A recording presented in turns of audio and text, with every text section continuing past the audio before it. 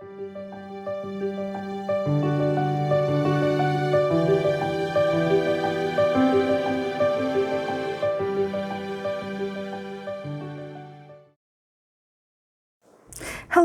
welcome back. I am so excited that you're here with me today at the Shabby Rose, and I am fixing this Turned to Dust single color palette by Wet-n-Wild. When I picked it up at Walgreens, I had no idea that it was just powder in the pan. I mean, it was just like, when I opened it, I was like, oh no. You couldn't use it. It was just like facial powder that was just everywhere, and it was just nasty. So I was at a loss on how to fix this, and I just kept it in my purse in a baggie for a month. And then I was like, well, how about setting spray? Well, you have to be careful with how much setting spray you use. Like an idiot, I poured it in, and here it was too much setting spray.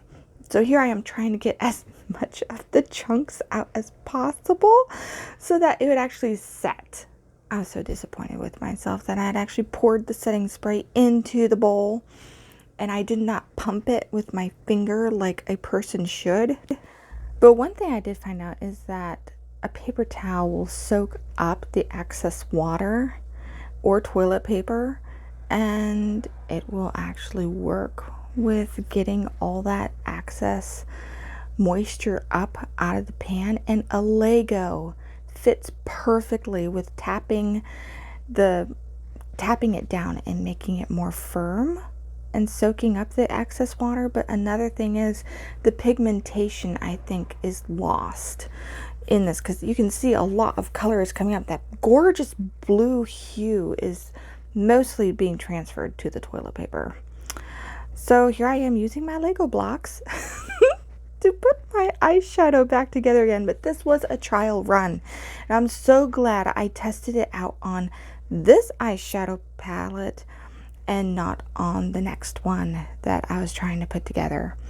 And so here we are. It's getting better. I'm still putting this mud back together again. It does look like mud.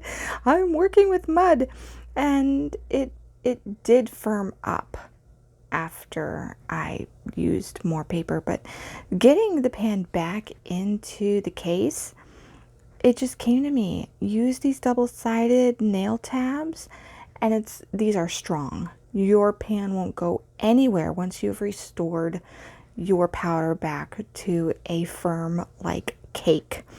So that's how I was able to keep this pan together.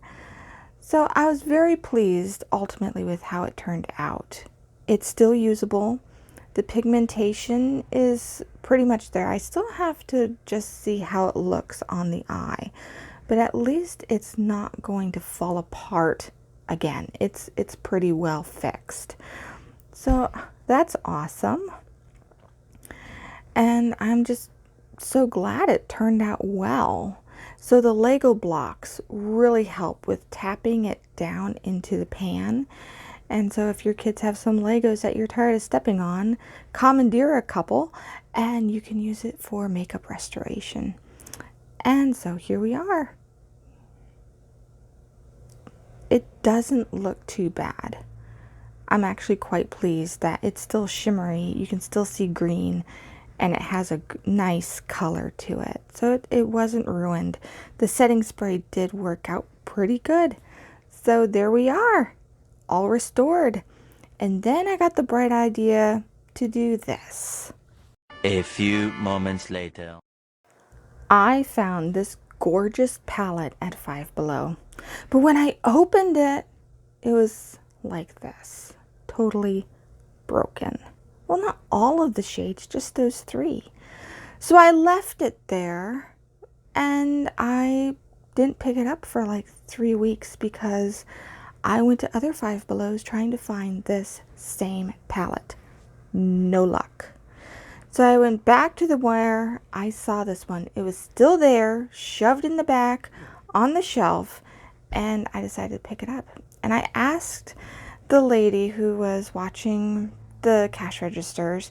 I said, you know what? This is broken. Do I really have to pay $5 for this? And she so nicely said, oh, no. She marked it down to $1 for me. So I've been hanging on to this palette for a while, and now I'm going to correctly use my setting spray the way it should, giving a few pumps, making it moist, and we're just going to mix this up as best we can. But I was like so happy that I didn't have to pay $5 for a broken palette. And it restored beautifully. The setting spray really does work. You want it to get it to a good moisture level, and then you can just use the paper towel and the Lego block. The Lego block fits perfectly in these pans, but anything smaller, and you might have a problem with tapping the Lego block with the toilet paper to whisk up the extra moisture, but it still works really good. So here we are working with getting our little bit of mud. It does look like mud back into the pan, and the color payoff is still there. I'm so impressed. Now you don't have to use any specific kind of setting spray. Just test the setting spray on your normal makeup just to make sure there's no irritations to your eyes or your face, and then you use it for makeup restoration. And so that's what I did. I have different kinds of setting sprays, and I just wanted to use this one up. There was just no special reason why I used Avon setting spray. I've had it for a while, but you can use any type. And here we are tapping it back in. I let it dry for a while before messing with it, but as you can see, it works still pretty good. I was cleaning off my brush. It looks like I'm really, like pressing hard on my skin, but that's just because I wanted to clean off the brush, but also wanted to see what kind of color came up, and I was just so impressed. This could be used as a highlighter on your skin. So here I am using a baby wipe. I used a baby wipe to clean off the brush and just clean up the pan a little bit. And so I didn't contaminate colors, I did clean out my mixing bowl, which is a little sauce bowl from Walmart from Pioneer Woman. And it's just for like little sauces that you would put out on your table, like tartar sauce and a dipping bowl. And these bowls have come in handy so much for different mixing things. Now this pan doesn't have as much product in it because that's the one that was broken the most. So after waiting for that other pan to just dry a little bit, this is where I take my Lego block and go back in, and I'm just trying to just pack it in and make it more firm, and helping the extra moisture to just be whisked up. And this Lego block is perfect shape. And it did make it more level in the pan because I'm not using a brush to press it in and then you have bumps everywhere. This nice firming, I don't know, block really helped. So there you are. It turned out nice. I did notice this setting spray has a little bit of a slipperiness to it. So a bit of an oil on it, which will help the eyeshadow to slip onto the eye a little bit better. So you have to be careful what setting spray you use because it does tend to change the chemistry of your eyeshadow a little bit, but not too much to where it's like annoyingly, different. So there you go.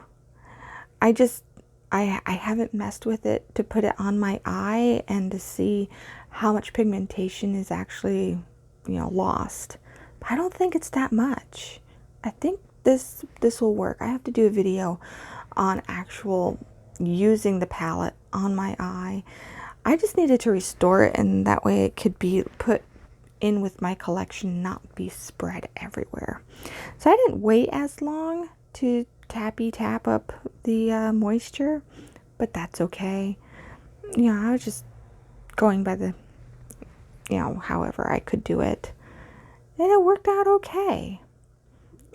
It's a beautiful palette. If you can find one, even if they are broken and you can get like a discount like I did, the colors on this LA Colors palette, they are so pigmented and beautiful.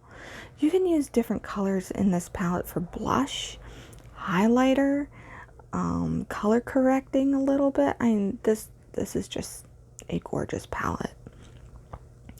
So it's working quite nicely. I'm so excited to have found out that setting spray works in keeping your eyeshadows together, because if you're like moving or you travel a lot and your favorite eyeshadow palette just breaks into smithereens, it's heartbreaking. You spend good money on eyeshadow and some of them are very expensive. So everyone carries setting spray in their bag, I would think. And so here, this works out perfectly well. Now this eyeshadow is just so beautiful. I think this one would be a great highlighter. It's light, it's translucent, and it's just, it has a neat chemistry to it that is just really pretty, really pretty.